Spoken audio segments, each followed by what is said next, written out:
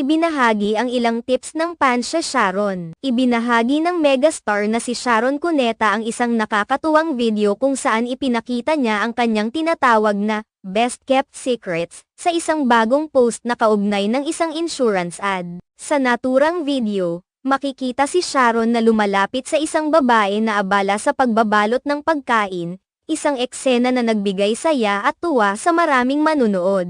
Ang konsepto ng pagsa Sharon ay hango sa linya mula sa kanyang kilalang awit na Balutin Mo Ako, na isinulat sa ilalim ng kanyang hit song na Bituing Walang Ningning. Ang kantang ito, na tumatak sa maraming Pilipino, ay naging isang iconic na bahagi ng kanyang karera at pati na rin ng kultura ng mga Pilipino. Ang eksenang ito sa kanyang bagong ad ay agad nakatanggap ng mga positibong reaksyon mula sa mga netizens, na nagsabing ito ay nagpapakita ng good vibes at